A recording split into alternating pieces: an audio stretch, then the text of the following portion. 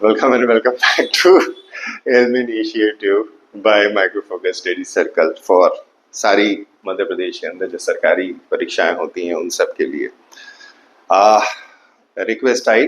बच्चों ने बोला कि एक ऐसा वीडियो बना दीजिए जिसके अंदर हमें ये पता चल सके कि जो हमने अभी तक मध्य प्रदेश के फॉर्मेशन में अलग अलग राज्यों को देखा है उनको इकट्ठा कैसे करें ताकि हमारा आसानी से काम हो जाए। और एक क्वेश्चन और था जो छत्तीसगढ़ की रियासतों के तारतम्य में था। वो जनरली हम लोग नहीं खोलते हैं, बहुत ज़्यादा एक्सप्लेनेटरी हो जाता है, फिर बहुत ज़्यादा कुछ खोलना पड़ता है, लेकिन आज कोशिश रहेगी कि हम उसे खोल सकें। मध्य प्रदेश कब बना था? तो वर्तमान मध्य प्रदेश का स्वरूप 2000 दैट इज 1/11/2000 से आना शुरू होता है। जिस वर्तमान मध्य प्रदेश में हम हैं तो 26 साल हो गए। अब इसके पहले वाला मध्य प्रदेश कौन सा था? उसके अंदर यहाँ पे सेपरेशन छत्तीसगढ़ का हुआ। तो ये जो छत्तीसगढ़ वाला हिस्सा है इसका मूल कहाँ से आता है वो आज के सेशन में हम बात करेंगे इसी बॉक्स के साथ में।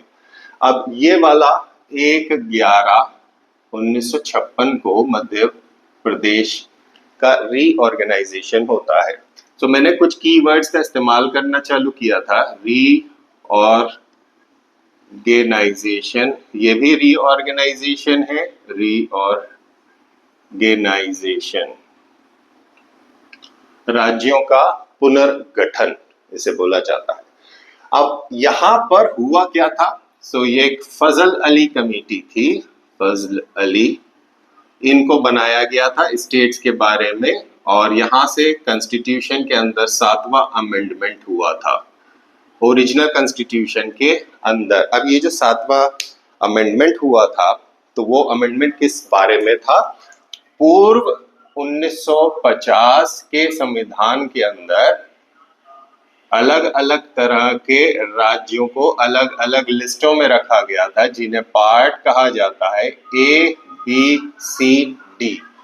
ये 4 पार्ट्स हुआ करते थे। और अगर आप कॉन्स्टिट्यूशन थोड़ा सा भी पढ़े हैं पार्ट A वर्तमान में भाग 6 है, पार्ट B वर्तमान का पार्ट 7 है, पार्ट C उस समय वर्तमान वाला 8 हुआ करता था, ये वर्तमान वाला 9 हुआ करता था। इसको आज भी रिटेन किया गया है, इसे यूटी पढ़ते हैं, ये रिपील हो चुका है।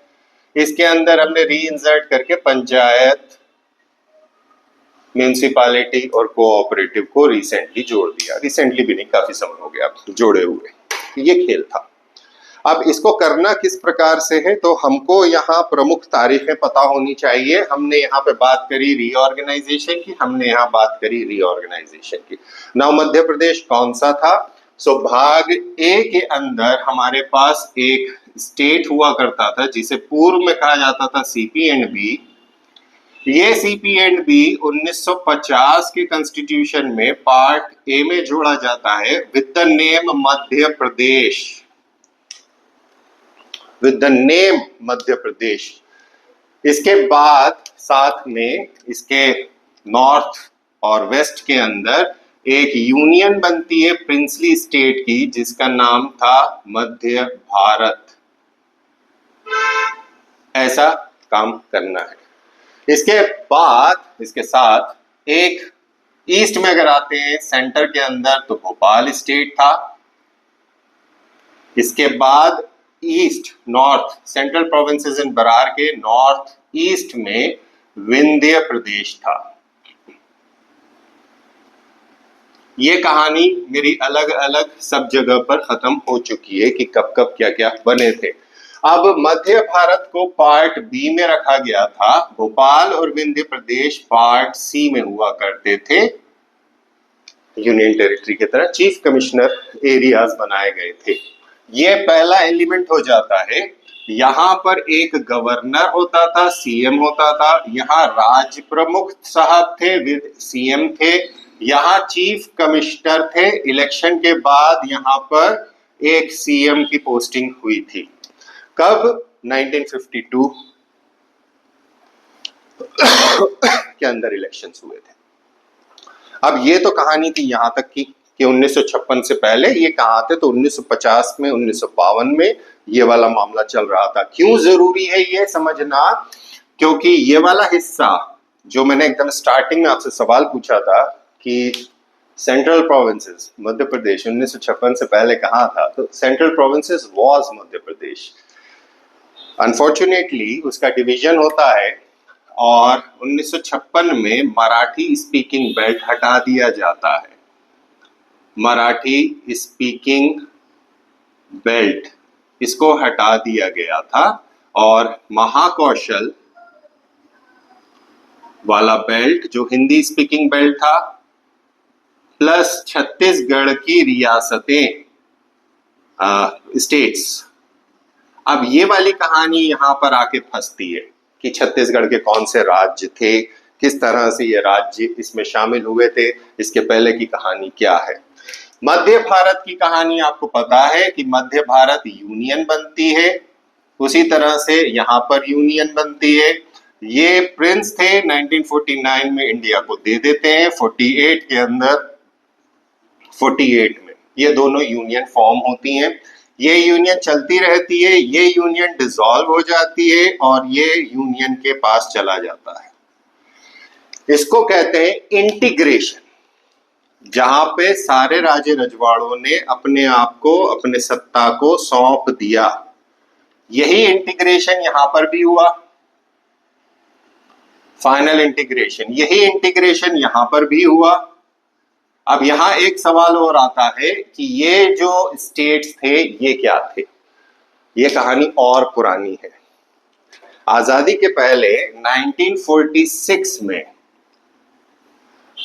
एक अलीपुर में मीटिंग होती है। अलीपुर में एक मीटिंग होती है, रूरल्स की कॉन्फ्रेंस होती है और ये ईस्ट के राजा थे। ईस्ट इंडिया, इंडिया के eastern section, Orissa and adjoining areas, ये इस इलाके के लोग थे और इन्होंने यहाँ पर एक फेडरेशन बनाने की कोशिश करी। सिंपल, बहुत सिंपल, एक फेडरेशन बनाना था राजा रजवाड़ों का कि हम अपने खुद की एक यूनियन बनाए। छोटे छोटे राजा हैं, हम लोग सरवाइव नहीं कर पाएंगे। सो 1946 ये काम शुरू होता है। जैसे ही अगस्त आना चालू होता है 47 का और आजादी मिलने की सुगबुगाहट होती है, तो 1 अगस्त 1947 आजादी के पहले ये लोग अपनी यूनियन बना लेते हैं। ये ईस्टर्न प्रोविंसेस की यूनियन होती है और ये बनती है रायपुर में। राजकुमार कॉलेज रायपुर में ये मीटिंग होती है और ये लोग अपनी एक यूनियन बना लेते हैं। इसका नाम जो था वो प्रिंसली एडमिनिस्ट्रेटिव फेडरेशन था। इसमें कुल मिला के 39 स्टेट्स थे। मैं जो डेटा दे रहा हूं आपको वो 1950 के अंदर जब हमारा संविधान बन गया था तो एक वाइट पेपर पब्लिश किया गया था, वाइट पेपर ऑन स्टेट्स, ये उसमें से डेटा लिया हुआ है। सो सरकारी है। इसके अंदर अगर आपको कहीं आपत्ति भी लगाना पड़े तो आप आपत्ति लगा सकते हैं। वाइट पेपर आप डाउनलोड स्वयं कर सकते हैं। जो मैं हमेशा बोलता हूं कि आपके पास ओरिजिनल चीज होनी चाहिए। इन लोगों ने सिर्फ एक प्रिंसली फॉर्मेट रखा था और फेडरेशन रखा था। इसमें डेमोक्रेटिक इंस्टीट्यूशन नहीं थे। तो सबसे बड़ा कंसेप्ट यहीं पर आ गया, पंगा यहीं फंस गया। सो यहाँ के प्रजामंडल्स वो एक्टिव थे। प्रजामंडल के ऊपर मैंने पहले कहानी कही है और इसके बारे में जब हम नेशनल फ्रीडम स्ट्रगल पढ़ेंगे तो उसके बारे में मैं आपको और एक्सप्लेन करूंगा। गवर्नमेंट इसको रिजेक्ट कर देती है। That is government of dominion of India इसे रिजेक्ट कर देती है कि हम आपको मान्यता नहीं देते। पंगे फंसते रहते हैं। अल्टीमेटली 47 के अंत तक आते आते इनका मामला ये हो जाता है, हाँ ठीक है इसको ऐसे कर लेंगे कि दिसंबर आते आते, दिसंबर 47 आते आते दबाव बना दिया जाता है प्रजामंडल की तरफ से भी, सरकार की तरफ से भी। मीटिंग्स होना चालू होती हैं, फाइनल निगोशिएशंस होना चालू होते हैं और मर्जर एग्रीमेंट्स होते हैं। वही इंस्ट्रूमेंट ऑफ एसेशंस जो हमने पहले बात करी थी, वही इंस्ट्रूमेंट ऑफ एसेशंस यहाँ पे भी साइन कराए जाते हैं। इंटीग्रेशन होना चालू होता है, पटेल साहब और पीपी मेनन साहब का ये काम था। 1 जनवरी 1948, 1/1/1948 कुछ राज्य, सारे राज्य नहीं, 39 राज्यों में से 2 राज्य बिहार को भी सौंपे गए थे, काफी सारे राज्य भी ओडिशा में गए थे। संबलपुर नाम का जो राज्य था इसे अलग से लिया गया था। 1 जनवरी 48 को 14 स्टेट्स, 14 स्टेट्स, ये वर्तमान छत्तीसगढ़ के स्टेट्स हैं, कुछ ये शामिल होते हैं इसके अंदर, इस इलाके के अंदर, और फिर बाद में वो कहानी उसी प्रकार से चलती है। तो आपका काम ये होगा कि इसको 2-3 हिस्सों के अंदर करना शुरू करें चार्ट को, और अगर आपको फिर भी परेशानी आए तो आप या तो इसमें कमेंट में कर सकते हैं या डिस्क्रिप्शन के अंदर मेरा एक नंबर होगा, उस नंबर पर आप व्यक्तिगत तौर पे भी रीच कर सकते हैं। हाँ, जितने भूतपूर्व छात्र रहे हैं माइक्रोफोकस स्टडी सर्कल के, अगर वो अभी प्रिपेयर कर रहे हैं या जुड़ना चाहते हैं, तो हम लोगों ने जो इल्म इनिशिएटिव है उसका एक व्हाट्सएप ग्रुप बनाया है। आप मुझे पर्सनल पे मैसेज कर दें, I will add you to that group, ताकि कंटिन्यूम बना रहे।